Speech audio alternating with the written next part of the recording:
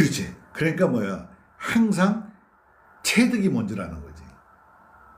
그래서 그것이 곧 법계라고 하는 거야. 그래서 그걸 보는 자는 뭐야. 지혜가 늘은 거잖아. 그 심한이 지혜 안으로 해안으로 바뀐 거야. 그래서 이 세상 모든 게 그런 거구나 하고 했을 때 법안이 눈을 뜨는 거지. 그때 비로소 팔정도의 정의 기준을 잡는 거예요. 뭐 사람들이 팔정도 수련한다 뭐 한다 막 얘기하잖아. 지들이 정의 뭔 줄 알아? 뭐가 발음인 줄 알아? 그렇지? 그렇잖아요. 발음이 뭔지 몰라. 어떤 게 바른 거예요? 인간적인 생각으로 하는 게 바른 거예요. 도대체 뭐가 바른 건지 알지도 못해. 그 발음을 하려고 그러면 적어도 그 공성을 보고 모든 것이 공성이구나 하는 거를 딱 깨달았을 때 발음이 생긴 거예요. 여전히 그렇게 깨달았어도 우리는 이 몸에 세포에 반응들이 있거든. 그거를 잡아내는 게 뭐냐면 그때쯤 되면 어떻게 돼 그게. 그 가래와 집착이 벼락이 될 수 있지. 응? 예리한 칼이 될 수 있지. 그래서 그런 몸에 일어나는 것들을 그냥 찍어내기 시작하지. 만약에 가래와 집착이 거기서 뚝 끊어져서 없어졌어. 그럼 어떤 게 일어나도 모르는 거잖아. 가래와 집착이 있어야지 우리는 느끼거든요. 응? 괴로움도 느끼고. 깨달음의 순간에도 그게 필요한 거네요. 당연하죠. 가래와 집착이, 그래서 가래와 집착이 나쁜 것이 아니라 전식특지, 응? 식을 갖다가 지혜로 바꾸게 되면 가래와 집착은 뭐냐면 그 무명에 그 달라붙어 있는 그 감정을 분개시키는데 아주 중요한 역할을 하게 되는 거죠. 가래와 집착이 없으면 그 무명을 타파를 못 해요. 근데 그게 전식특지가 안 된 상태에서는 계속해서 괴로움을 받죠. 하지만 가들은 계속 여태까지 1700년 동안 계속 오해를 받고 있었던 거야. 무명도 오해를 받은 거야. 무명도 오해를 받고 있었고 가래와 집착도 오해를 받고 있었던 거야. 오해를 하면 안 되는 건데 실제는 그것이 우리한테 꼭 필요했던 거예요. 감정이 발생 안 하면, 몸의 신체화된 감정이 발생 안 하면 어떻게 가래와 집착이 작동되겠어요? 그래 가래와 집착은 인간이 못 끊는 거야. 끊을 수가 없어. 왜? 계속해서 감정이 생성되는 동안은 가래와 집착은 자동 반사, 그냥 무조건 반사가 일어나기 때문에 가래와 집착은 끊을 수가 없어요. 맛있는 걸 먹었는데 맛있다 소리를 못하는 거와 똑같은 거예요. 그렇지 않아요? 맛있는 걸 먹었어. 맛있어. 또 먹고 싶어. 가래와 집착이잖아. 그죠? 안 되는 거지. 그럼 가래와 집착이 다 무너진다고 해서 그러면 여전히 그런 가래와 집착이 완전히 다 무너질까? 안 그래요. 감정적 가래와 집착은 무너지는 거예요.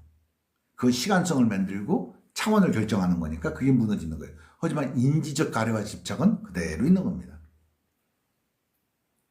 그렇지 않겠어요? 그러면 가래와 집착이 하나도 없으면 부처님께서는 사람들한테 설법을 어떻게 해? 뭐가 하고자 함이 있으니까 하는 거잖아요. 그죠? 욕이라고 하는 것이 있기 때문에, 하고자 함이 있기 때문에 할 수 있는 것이지. 그지? 그리고 부처님이 됐던 성인들이 말을 할 때, 언어를 얘기를 할 때, 언어를 어떤 언어와 어떤 단어를 선택할 것인가, 그런 분별 없이 그 단어가 선택이 되겠어요? 그리고 와서 얘기를 들으면, 이 사람이 지금 어느 경지니까 대기설법을 이렇게 해야 되겠다, 저렇게 해야 되겠다라고 한다면 그 대기설법이, 원래 대기설법이 굉장히 나쁜 소리예요. 사실은 그게 사실은 수준 따라 설명한다는 뜻이잖아. 사람을 차등한다는 뜻이잖아요. 그래 안 그래요? 그럴 수밖에 없잖아요. 사람이 다르니까. 그러니까 이제 평등은 아니잖아, 그지? 대기설법이라고 하는 거는 사실 거기 평등이 내포되어 있지가 않아. 근데 이제 수준 따라 굳이 되는 말씀드리면 평등이라는 게 반드시 좋은 건 아닌 거죠, 사실. 아무튼 이제 그렇다는 얘기예요. 그러니까 말씀 듣고 보니까 뭔 생각이 드냐면, 내가 생각하는 것들 우리가 이렇게 깨달았을 때 이걸 이렇게 해서 이렇게 될 거라고 하는 그 생각을 깨는 게 굉장히 중요하구나. 그렇죠.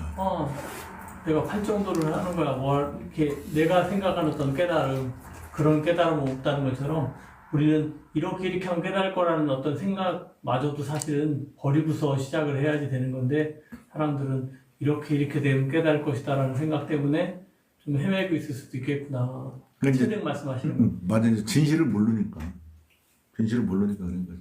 그래서 아무튼 이제 그 얘기하고자 했던 건 뭐냐면 이제 무명,